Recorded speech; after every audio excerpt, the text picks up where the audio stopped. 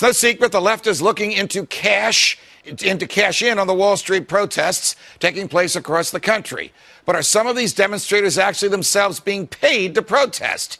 Investigative journalist Michelle Fields attended a rally in Washington, D.C. yesterday and spoke to a group of protesters from the D.C. Tenants Advocacy Coalition.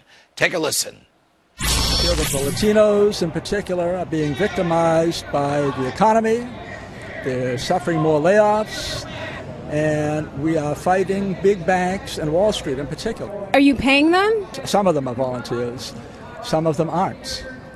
I can't identify them. I'm not going to get into an identification game. Oh, no wonder he doesn't want to get into an identification game.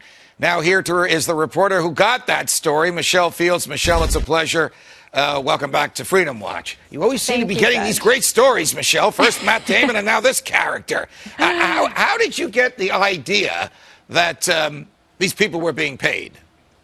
Well, when I spoke to them, they couldn't articulate why they were there protesting. And then they told me to speak to the organizer, who they referred to as their boss. So I immediately went to go question this boss and ask them, and he admitted to me that he's paying these people. And the people that he was paying to demonstrate, what are they demonstrating for? What are they demanding from the government? What relief are they seeking? Well, they're advocating for rent control. That was their main issue. All right. When you were down there, did you have an opportunity to walk around and talk with a lot of people?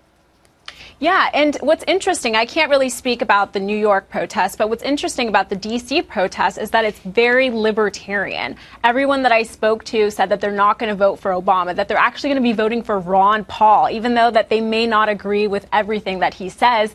They feel like Ron Paul is the person for them. So it's sad that these liberal groups are sort of hijacking this movement. Well, we, as you know, sent some of our producers into the rallies that have been held not far from where we are in New York City, who found the same thing. In fact, I've argued on other shows here at Fox that there is some common sentiment there.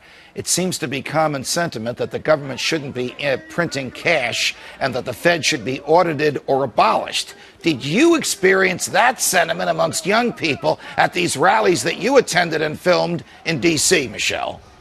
Yeah, many of them had signs that said "End the Fed." All of them were big supporters of Ron Paul, and they are just tired of this crony capitalism that exists in our country.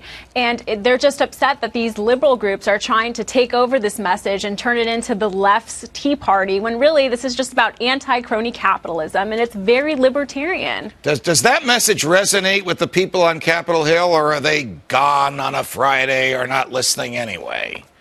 It seems like they're not listening, to be honest, but these protests are going on throughout the country, so hopefully this anti-crony capitalism message will resonate. Got it. Michelle Fields, always a pleasure. Thanks for joining us. Come back the next time you have one of these dynamite tapes. Thank you. Obamacare is barreling down on our economy, but one bill in Congress would freeze this boulder in its tracks before we all get flattened by it. My freedom fighters are on the case, and they're here next.